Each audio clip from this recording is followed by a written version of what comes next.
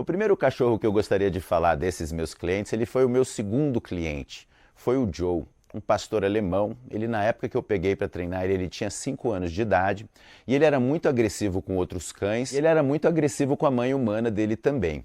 Ele ficava reativo, agressivo com outros cães na rua e ao tentar controlá-lo pela guia, ele mordia quem estivesse segurando, né? Isso aconteceu com ela algumas vezes e comigo quase aconteceu algumas vezes também. O problema é que quando eu fui trabalhar o Joe, eu não tinha experiência alguma. Eu tinha alguns cursos, eu tinha me preparado, na minha mente eu acreditava que eu tinha me preparado, mas na verdade eu não estava preparado para lidar com isso. Acho que naquela época praticamente ninguém estava preparado para lidar com isso. Muitos ainda utilizam da força, utilizam do enforcador ou da pressão para lidar com comportamentos agressivos ou comportamentos reativos dos cães. Mas é muito ruim para os cães e é muito ruim para o trabalho. Se o cão está lidando com uma situação onde ele tem um desconforto, onde ele tem um medo, onde algo está causando mal a ele, você causar mais mal, causar pressão, causar desconforto, na verdade você vai acabar muito mais alimentando esse problema, colocando gasolina nele, ligando o turbo, do que revertendo. O segredo, na verdade, está muito mais relacionado ao estado emocional do cachorro, a qualquer espécie de técnica ou metodologia que você esteja usando.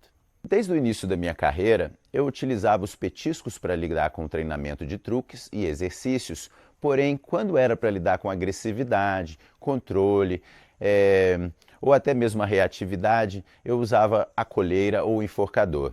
E com o Joe não foi diferente. Eu usei muito enforcamento com ele, usei muita atenção na guia, eu puni, eu dei tranco, eu fiz isso durante muitos meses. E, embora ele gostasse muito de mim e eu gostasse muito dele e tenho carinho por ele até hoje, essa é uma relação que ela não é sadia. Você ficar brigando, pressionando, castigando, o que acontece é que você cria uma desconfiança, uma ansiedade e o cão nunca sabe quando você vai ser bonzinho ou quando você vai ser ruim com ele.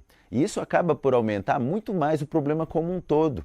Se a gente quer que o cão atinja um estado emocional mais calmo, se a gente quer que um cão se tranquilize diante de uma situação, a gente precisa estar lá como amigo dele o tempo todo, para apoiar e não para obrigar ele a agir de qualquer forma.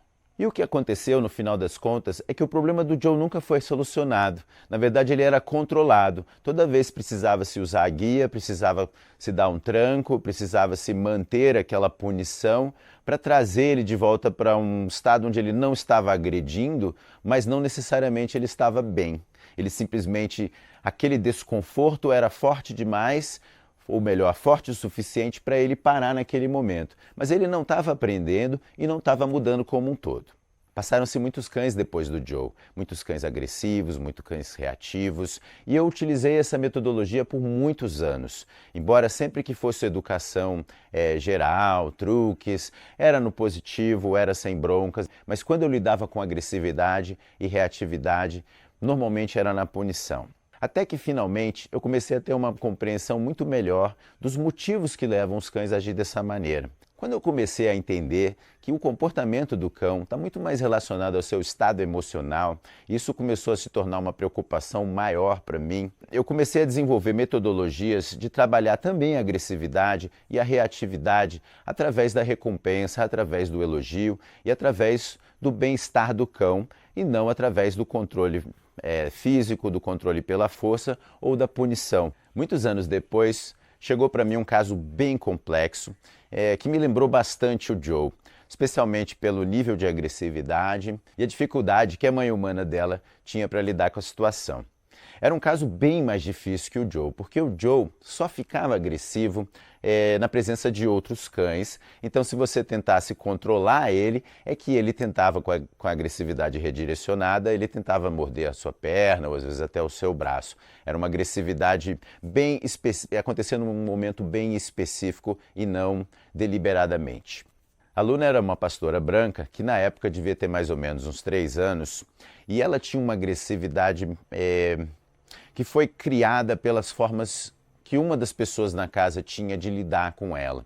Então era uma pessoa que batia, que dava chinelada, que gritava e que era bem agressiva. Todos os cães da casa eram medrosos, inclusive a Luna, mas por ela ser uma cadela de guarda, isso despertou nela uma agressividade muito maior e despertou nela um medo muito grande de estranhos. Porque se ela tem violência por parte de humanos da casa, é muito natural que ela espere violência de qualquer outro humano que ela venha conhecer. O caso dessa cadela era tão complicado que as 2 primeiras aulas eu tinha que dar uma distância, acredito, de mais de 10 metros e eu tinha que ficar meio que atrás de uma pilastra, só espiando o suficiente para poder dar instruções para a moça, para que ela treinasse a Luna e fosse criando foco, fosse criando um controle para que no futuro eu pudesse me aproximar da Luna.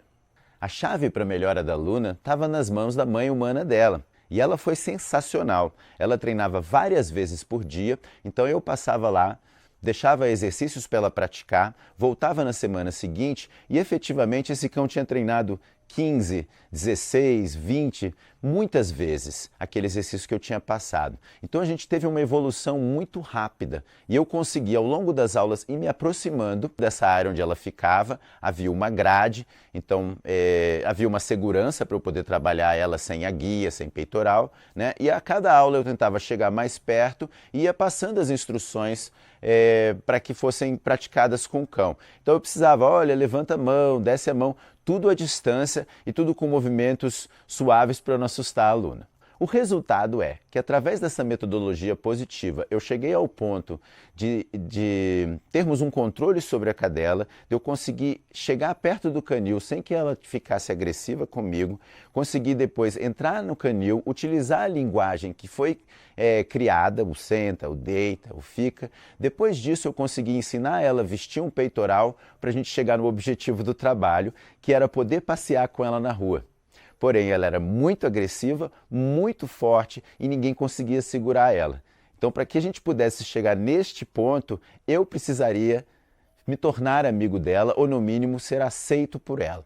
Isso foi conseguido, se eu não me engano, foram 15 ou 16 visitas, foi um período bem longo, né, comparado à maioria das famílias, que eu passo 8 visitas, 6 a 8 visitas. Mas nós chegamos no ponto onde ela não só me aceitou, gostava de mim, conseguia ser capaz de manter o foco e o controle nas pessoas da casa que a treinavam, independente de qualquer coisa que estivesse fazendo ela sentir ameaçada. E esses resultados foram conseguidos com carinho, com paciência, com petisco e elogio. Jamais nenhuma espécie de castigo ou punição. E hoje ela tem o sonho dela realizado, que é poder passear com a cadela sem ter dor de cabeça, sem ter a cadela agredindo outras pessoas, sem ter que ficar segurando ela à força.